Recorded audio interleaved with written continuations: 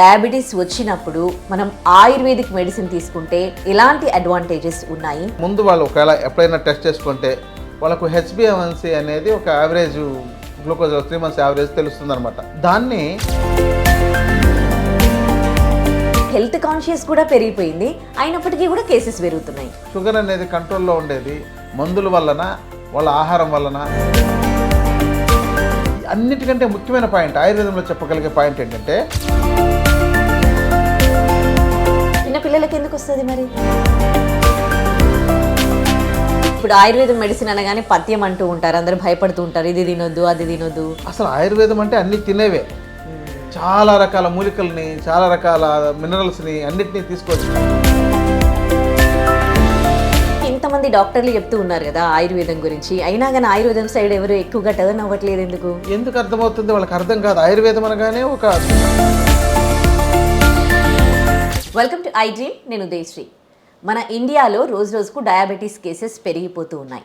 Once diabetes వచ్చిందంటే చాలు, వాళ్ళు ఇంకా మెడిసిన్ స్టార్ట్ చేస్తే లైఫ్ లాంగ్ మెడిసిన్ వాడాల్సిందే.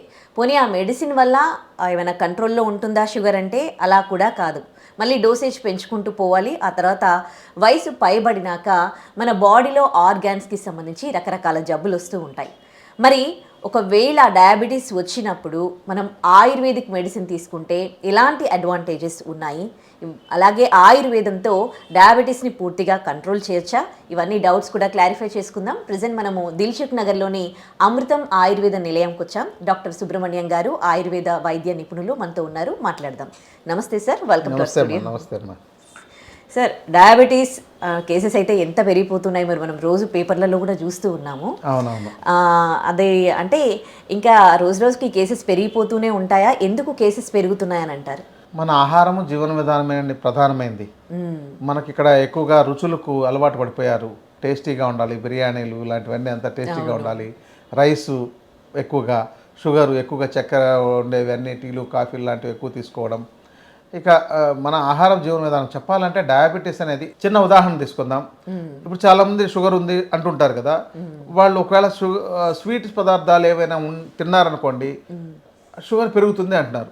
మరి మానేస్తే కంట్రోల్లో ఉంటుంది అంటారు. అంటే ఇప్పుడు వాళ్ళకు షుగర్ అనేది కంట్రోల్లో ఉండేది మందుల వలన, వాళ్ళ ఆహారం వల్లనే కదా. ఇది బేసిక్ పాయింట్. ముందు ఈ పాయింట్ మర్చిపోతున్నారు. రెండవది, ఒక వయసు పెరిగిన తర్వాత కొంత మనం ఆహారంలో చాలా నియంత్రణ ఉండాలి. ఈ అన్నిటికంటే ముఖ్యమైన పాయింట్ ఆయుర్వేదంలో చెప్పగలిగే పాయింట్ ఏంటంటే, మనకు షడ్రుచులు ఉన్నాయి. షడ్రుచుల్లో మధుర రసం అంటే తీపి రుచి చాలా బాగుంటుంది. అవును. అందుకని మనకు అన్నిట్లోనూ ఆ తీపిని కలిపేస్తున్నారు. సాస్లో కావచ్చు, ఇంకో దాంతో కావచ్చు, ఈరోజు కూరల్లో, పప్పుల్లో, ఏ కాకరకాయ సాంబార్ చేసినా అలాంటి వాటిల్లో కూడాను ఈ స్వీట్ పదార్థాలు, బెల్లము అలాంటివి కలిపేస్తున్నారు. సో ఎక్కువగా మధుర పదార్థాలు మన శరీరానికి ఎక్కువగా అందడం, చేదు ఒగరుండే పదార్థాలు చాలా తక్కువగా పోవడం వల్ల మన శరీరంలో ఆ రుచుల ఇన్బ్యాలెన్సే మధుమేహం అని చెప్పొచ్చు. సరే, అట్లా అంటే కొంతమంది బాగా స్వీట్స్ తింటారు, వాళ్ళకి ఏం షుగర్ ఉండదు. కొంతమంది స్వీట్స్ ముట్టకున్నా కానీ చాలా తొందరగా షుగర్ వచ్చిన వాళ్ళని కూడా చూస్తుంటాం కదా. అంటే అందరి శరీరతత్వం ఒకటే కాదు. ఇప్పుడు వాత పిత్త కఫ శరీరాలనే ఉంటాయి. అంటే మనం ఫుడ్లో చెప్పింది ఈ పాయింట్. ఇక్కడ మళ్ళీ వాళ్ళు తీసుకునేసరికి వాళ్ళ హెరిడిటరీ ఉంటుంది. ఇప్పుడు ఒక వ్యక్తి, ఇప్పుడు 100 మందిని ఒకే వయసు వాళ్ళని నిలబెట్టామనుకోండి, వాళ్ళందరూ ఒకే విధంగా పరిగెట్టగలరా? లేదు. ఎవరైతే బాగా పరిగెట్టి బాగా ఎనర్జీ వాళ్ళు కలిగి ఉంటుందో వాళ్ళలో ఉండే ఇమ్యూనిటీ, వాళ్ళలో ఉండే శక్తి వేరు, వాళ్ళలో ఉండే అరుగుదల శక్తి వేరు. ఇప్పుడు వాళ్ళు తీసుకున్నట్లయితే కొంతమంది బాగా స్వీట్స్ తిన్నా వాళ్ళకి అది డైజెస్ట్ చేసుకొని ఎనర్జీగా మార్చుకోగలిగే శక్తి వాళ్ళ శరీరంలో బాగుంది. అదే సరిగా వర్క్ చేయలేని వాళ్ళు, వెళ్ళలేని వాళ్ళు, వాళ్ళ ఇమ్యూనిటీ సరిగా లేని వాళ్ళు, అస్తమానం ఏదో డిసీజ్ గురయ్యే వాళ్ళలో అసలు సరిపడినంత ఇమ్యూనిటీ లేకపోవడం వల్ల ఆ తీసుకున్న స్వీట్ పదార్థం శక్తిగా మారకుండా అది అలాగే బ్లడ్లోకి చేరిపోయి మనకు ఉండిపోవడమే ఇక్కడ మధుమేహం, అంతే. ఓకే. ఇంకో విషయం ఏంటంటే, సోషల్ మీడియాలో చూసి ఇప్పుడు కొంచెం ఆయుర్వేదం పైన అవగాహన కలిగి చిన్న చిన్న చిట్కాలు ఇళ్లలో పాటిస్తూ ఉన్నారు. ఇంతకు ముందేమో ఇంకా డయాబెటీస్ వచ్చిందంటే అలోపతి మెడిసిన్ స్టార్ట్ చేసేవాళ్ళు, ఇప్పుడు రాకుండా జాగ్రత్తలు తీసుకుంటూ ఉన్నారు. వచ్చినాక కొన్ని సోషల్ మీడియాలో వీడియోస్ చూసి వాడుతూ ఉన్నారు. మళ్ళీ హెల్త్ కాన్షియస్ కూడా పెరిగిపోయింది, అయినప్పటికీ కూడా కేసెస్ పెరుగుతున్నాయి. అంటే జనాభా పెరుగుతుంది, కేసెస్ పెరుగుతున్నాయి. ఇప్పుడు ఎంత జాగ్రత్తలు అది కొంతమందిలోనే. మీకు చూడండి, ఇప్పుడు ఒక మన హైదరాబాద్లో తీసుకుంటే 30% పీపుల్ కేవలం అవుట్ సైడ్ ఫుడ్ మీదే డిపెండ్ అయి ఉంటారు. అంటే వాళ్ళ జాబ్స్ కావచ్చు, వెళ్ళి ప్యాకింగ్లు తెచ్చుకోవడం, జొమాటోలు కావచ్చు, స్విగ్గీలు కావచ్చు, ఆర్డర్లు పెట్టుకోవడం, తెప్పించుకోవడం, లేదంటే హాస్టల్ మీదనో లేకపోతే మెస్ మీదనో ఆ మంత్లీ బేసిస్ మీద వాళ్ళు డిపెండ్ అయి ఉంటున్నారు. వాళ్ళు అసలు సరైన ఆహారం వండుకొని తినే పరిస్థితి లేరు. అవును. వీళ్ళందరూ కూడా డయాబెటిక్ గురయ్యే అవకాశాలు ఉన్నాయి. ఎందుకంటే వాళ్ళు ఏమో నాణ్యమైన బియ్యం మీకు హోటల్లో వాళ్ళు కానీ లేకపోతే ఇంకెక్కడైనా కానీ మీకు చాలా నాణ్యమైన బియ్యము, దంపుడు బియ్యము, లేకపోతే నల్ల బియ్యము, ఎర్ర బియ్యం అని ఇలాంటివి ఏమైనా మంచి ఆర్గానిక్ రైస్ అని వాడడం కానీ ఇలాంటివి ఏమి ఉండదు. వాళ్ళకి ఏది కొంచెం రుచిగా తక్కువగా దొరుకుతుందో వాటిని తీసుకొచ్చి వాడతారు. అంటే పదార్థాలు మిగతా పదార్థాల మీద అంత కాన్సన్ట్రేషన్ ఉండదు. అంటే వాళ్ళ కాన్సన్ట్రేషన్ ఉండదు. సెకండరీ ఇంకోటి వాళ్ళని రీప్రాసెస్ చేస్తుంటారు. అంటే మళ్ళీ మళ్ళీ వేడి చేయడం. ఇప్పుడు హోటల్లోకి వెళ్తే రైస్ని నానబెట్టి ఉంటారు, వేడి నీళ్ళు బాగా మసులుతుంటాయి. వాళ్ళకి ఎవరికైనా రైస్ కావాలని కానీ దాన్ని అలా వేసి ఒక్కసారి అలా ఉడికించగానే మెత్తబడిపోతుంది. వెంటనే దాన్ని వీళ్ళు రైస్ పంపిస్తారు. అది సరిగ్గా ఉడికి అనమాట. అంటే మన శరీరం డైజెస్ట్ చేసుకోవడానికి అనుకూలంగా తయారై ఉండదు. సో ఇలాంటివి చాలా కారణాలు. ఎందుకంటే మన వాళ్ళు ఎంత పాటించినా అది కొంతమందికే.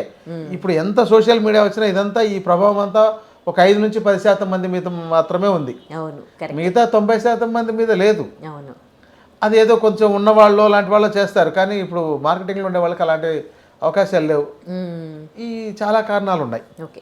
ఈ డయాబెటీస్లో 2 రకాలు ఉంటారు కదా, టైప్ 1, టైప్ 2 అని. చిన్న పిల్లల్లో చాలా తొందరగా వచ్చేది టైప్ 1 అని అంటారు కదా. సో అది జువెనల్ డయాబెటీస్ అని ఒకటి, టైప్ 1 ఒకటి అని. టైప్ 2 అనేది సాధారణంగా మనకు వస్తున్నది.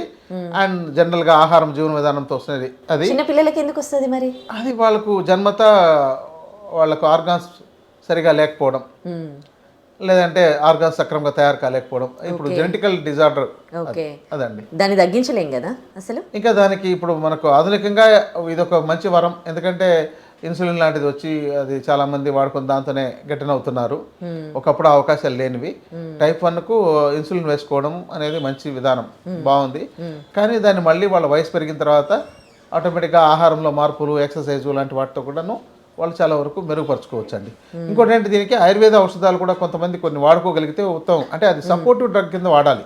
చాలా మంది దీంతోనే మాకు ఇచ్చేసేయండి, క్యూర్ అయిపోవాలండి, ఎన్ని రోజులు అవుతుంది, ఇలాంటి ప్రశ్నలు అడుగుతారు. ఆయుర్వేదం ఏంటంటే ఒక పెద్ద ప్రపంచం. ఎలాంటిది అంటే ప్రతి పదార్థాన్ని ఔషధంగా వాడుకోవచ్చు. మన దాంతో ప్రతి మూలికని, ప్రతి మెటల్ని, ప్రతి మినరల్ని కూడా ఔషధంగా మార్చి వాడుకోవచ్చు. ఇంకా మన బాడీలో ఈ యొక్క మినరల్స్, మెటల్స్, ఈ యొక్క కొన్ని రసాయనాల యొక్క డెఫిషియన్సీనే మనకు ఇల్ హెల్త్. వాటిని ఆయుర్వేదం పూరిస్తుంది. కానీ ఆ విషయం అర్థం కాదు. ఎంతసేపు మాకు తగ్గిపోవాలనే దృష్టితో ఉంటారు. ఇప్పుడు ఉదాహరణకు డయాబెటీస్లో చాలామందికి మందులు వాడి తర్వాత వాళ్ళకు కొన్ని సైడ్ ఎఫెక్ట్ వచ్చేసి ఉంటాయి. కాళ్ళలో మంటలు, కాళ్ళు నల్లబడిపోవడం, అంటే దాంతో సర్క్యులేషన్ సక్రమంగా లేక గ్యాంగ్రీన్ లాంటిది రావడం, డయాబెటిక్ రెటినోపతి అంటారు, కంటికి సంబంధించిన సమస్యలు, కిడ్నీ సమస్యలు, గుండె సమస్యలు, ఇలాంటివన్నీ వస్తుంటాయి. మరి ఇలాంటి వాళ్ళు ఏదైనా మందులు వాడుకుంటూ ప్రివెంటివ్గా ఈ ఆయుర్వేదంలో కొన్ని రకాల ఔషధాలని రెజ్యునేషన్ థెరపీలాగా కానీ లేకపోతే వాళ్ళ యొక్క ఇమ్యూనిటీ డెవలప్ అయ్యే విధంగా కానీ వాడుకోగలిగితే వాళ్ళకి అసలు ఈ సమస్యలు చాలా వరకు దూరంగా ఉండొచ్చు. ఎగ్జాంపుల్ ఇప్పుడు 30 ఏళ్ళు చాలా మందికి వచ్చేస్తున్నాయి. వాళ్ళు మందులు వాడితే ఇంకో 40 ఏళ్ళు 50 ఏళ్ళు వాడాల్సిన అవసరం ఉంటుంది. ఆ 30 ఏళ్ళు వచ్చిన వ్యక్తి ఒక 50 ఏళ్ళ దాకా సహజ సిద్ధంగా ఆయుర్వేదం వాటితోనో, మూలికలతోనో, గృహౌషధాలతోనో లాంటి వాటితో మేనేజ్ చేస్తున్నారు అనుకోండి. అప్పుడు వాళ్ళు అసలు తర్వాత మందులు వాడాల్సిన అవస్థ 50 ఏళ్ళ తర్వాతనో 60 ఏళ్ళ తర్వాత రావచ్చు. కానీ ఈ 30 ఏళ్ళ వయసులోనే వీళ్ళు మందులు వాడడం ప్రారంభించినట్లయితే 40-45 ఏళ్లకు రకరకాల సైడ్ ఎఫెక్ట్లు వచ్చేసి ఉంటాయి. అవును. ఇకపోతే టైప్ 2 వాళ్ళకి డయాబెటీస్ వచ్చింది అనుకోండి, ఇది టైప్ 2 డయాబెటీస్ రాగానే అలోపతి పోతారు, కానీ ఆయుర్వేదంకి ఎవరు రారు. యాక్చువల్లీ నాకు తెలిసి అంటే చాలా మోస్ట్ మరి అటు ఇటు తిరిగి ఆయుర్వేదంకి వస్తారేమో, కానీ అలా రారు. ఒకవేళ ఆయుర్వేదంకి డైరెక్ట్ వచ్చారనుకోండి, అడ్వాంటేజెస్ ఏంటి? ఇప్పుడు అడ్వాంటేజ్ చాలా ఉన్నాయండి. ఏంటంటే ముందు వాళ్ళు ఒకవేళ ఎప్పుడైనా టెస్ట్ చేసుకుంటే వాళ్ళకు HbA1c అనేది ఒక యావరేజ్ గ్లూకోజ్ 3 months యావరేజ్ తెలుస్తుంది అనమాట. దాన్ని ఒక 8 లోపు ఉన్నట్లయితే అసలు మందులు అవసరం లేదు. కానీ అది అమెరికన్ ఫిజిషియన్స్ అసోసియేషన్ ఇలాంటి వాళ్ళందరూ కూడా చెప్పారు. కానీ ఇప్పుడు ఏం చేస్తున్నారు అంటే ప్రీ డయాబెటిక్ స్టేజ్ అని 6 దాటగానే 6 to 8 మధ్యలో ఉండే కూడా మెడిసిన్స్ చేస్తున్నారు. అసలు ఇది చాలా ప్రమాదకరమని నా ఉద్దేశం. ఎందుకంటే అలాంటిది చాలా మంది వాడి ఇతర ఇబ్బందులు తొందరగా తెచ్చుకుంటారు. వీలైనంత వరకు అప్ టు 7 to 8 దాకా వెళ్ళేదాకా కూడా మందులు వాడకుండా ఆయుర్వేదంలో బేసిక్గా ఒక పసుపు, మెంతులు, ఉసిరి, అసలు నిశామలకి చూర్ణం అంటారు. అంటే పసుపు, ఆమలకి చూర్ణం, ఇవి రెండు కలిపి పౌడర్ని రోజు ఫుడ్లో కానీ లేదంటే వాటర్తో కానీ తీసుకుంటుంటే వాళ్ళకి అసలు చాలా వరకు డయాబెటీస్ కంట్రోల్లో ఉంటుంది. ఇక మిగతా ఆహార విధానాలు, జీవన విధానం సక్రమంగా ఆచరించగలిగితే వాళ్ళు ఒక 3-4 ఏళ్ళు 5 ఏళ్ళు మెయింటైన్ చేయొచ్చు. ఆ తర్వాత ఇంకా పెరుగుతోంది అనుకోండి, అప్పుడు ఇంకొంత అడ్వాన్స్గా ఉండే మెడిసిన్స్ ఉన్నాయి. నిశా కథకాది కషాయం అని, నిశా కథకాది కషాయం టాబ్లెట్స్ అని, ఇంకా వసంత కుసుమాకరం అని కొన్ని మందులు ఉన్నాయి. వాటిలోకి వెళ్తే ఇంకొక 10-15 ఏళ్ళు వాళ్ళు మేనేజ్ చేయొచ్చు అనమాట. ఓకే, ఇప్పుడు ఆ మెడిసిన్ వేసుకుంటూ ఇవి ఆయుర్వేదం అసలు అవసరం లేదని ముందు చెప్తున్నాడు ప్రారంభంలో ఉండే వాళ్ళకి. ఓకే ఓకే, ఎప్పుడైతే అలాంటి మందులు వాడేశారో ఇక అవి అలవాటు అయిన తర్వాత ఇంకా వాటినే వేయాల్సి వస్తుంది. ఓకే, వాటితో పాటు వీటిని తీసుకోవచ్చు. ఓకే, కానీ ఎవరికైతే ప్రారంభంలో, ఇప్పుడు మేము కొన్నేళ్లుగా ఈ ఫీల్డ్లో ఒక 20 ఏళ్ళుగా ఉన్నాం కాబట్టి ఇలా కొంతమంది వచ్చిన వాళ్ళు ఉన్నారు. అసలు డయాబెటీస్కు మేము వచ్చిందని తెలిసింది, ఈ మందులతో వాడుకుంటూ కంట్రోల్ చేయొచ్చా అంటే అలా ఇచ్చిన వాళ్ళు చాలామంది కంట్రోల్లో ఇప్పటికీ కూడా ఇవే వాడుకుంటూ ఉండే వాళ్ళు ఉన్నారు. వాళ్ళకి అసలు అవేమీ బార్డర్స్ దాటట్లేదు. ఎప్పుడైతే ఇంకా వాళ్ళు కూడా తీవ్రం అవుతుందో అలాంటప్పుడు ఇంకొక సిస్టమ్ని మీరు అడాప్ట్ చేసుకోండి అని చెప్తున్నాం. ఓకే, ఇప్పుడు ఆయుర్వేదం మెడిసిన్ అనగానే పథ్యం అంటూ ఉంటారు, అందరూ భయపడుతూ ఉంటారు, ఇది తినొద్దు అది తినొద్దు, కొంచెం జాగ్రత్తగా ఉండాలి అని భయపడుతూ ఉంటారు. ఆ ఫీలింగ్ ఉండిపోయింది ఆయుర్వేదం అని అంటే. నిజమండి, ఇది ఒక తప్పుడు ప్రచారం, చాలా పెద్ద తప్పుడు ప్రచారం. ఆయుర్వేదం అని అంటే ఏదో పథ్యం పాటించాలనేది, దీనికంటే ఒక దారుణమైన ప్రచారం కొట్టలేదు.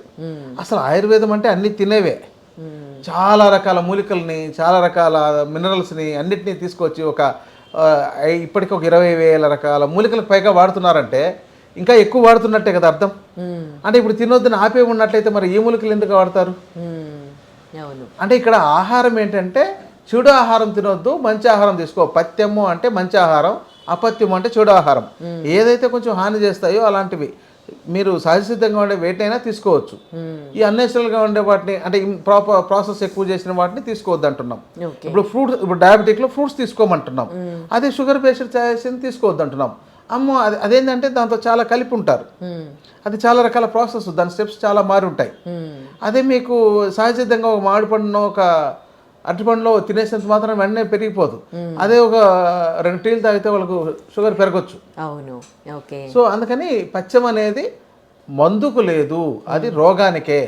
ఒక డయాబెటిక్ వచ్చిన వ్యక్తికి ఆ స్వీట్ ఉండేవి తినొద్దు అనేది రోగానికి సంబంధించింది, అంతేగాని అది మందు వేసుకుంటున్నాం కాబట్టి ఇది తీసుకోవద్దని చెప్పడం చాలా రాంగ్ అయ్యింది.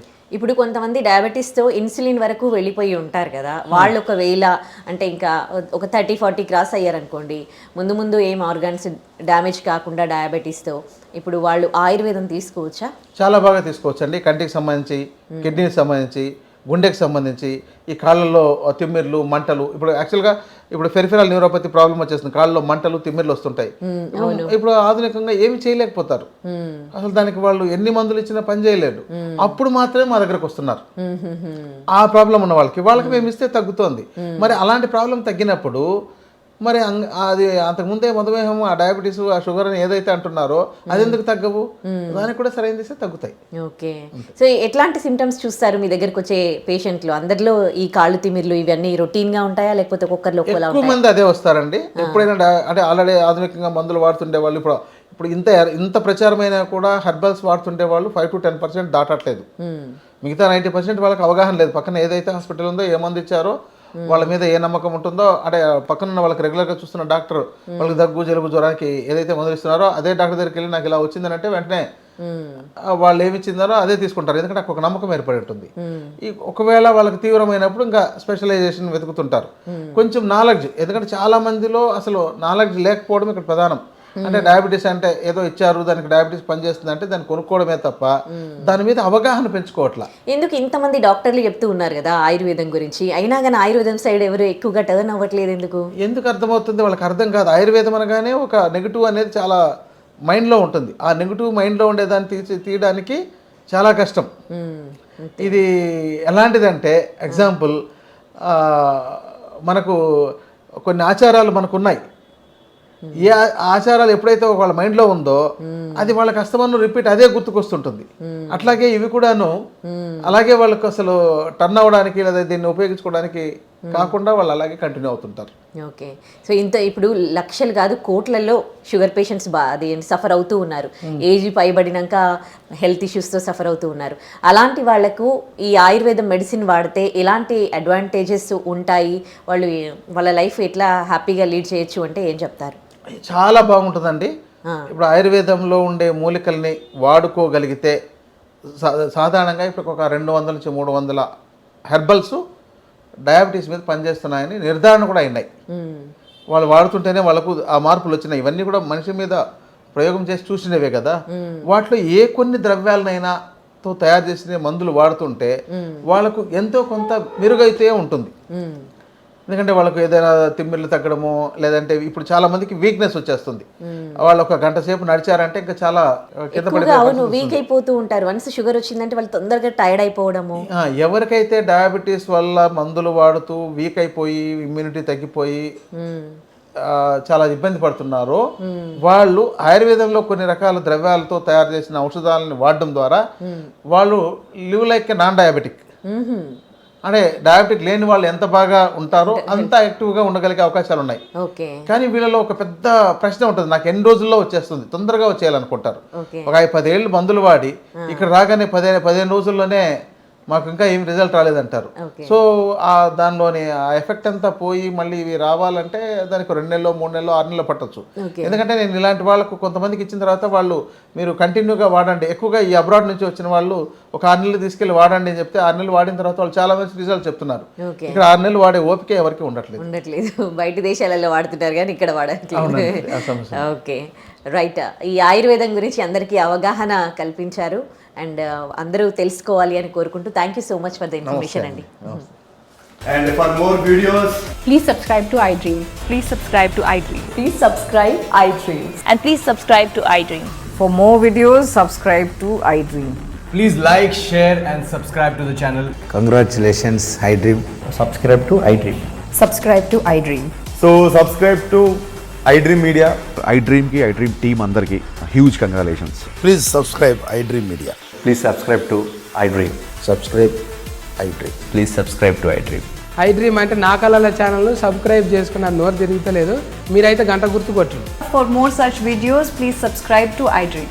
Subscribe to iDream. Please subscribe to iDream. Please subscribe iDream Media. Please do subscribe to iDream. Please subscribe to iDream Media. For best entertainment and information, please subscribe iDream. And don't forget to subscribe to iDream.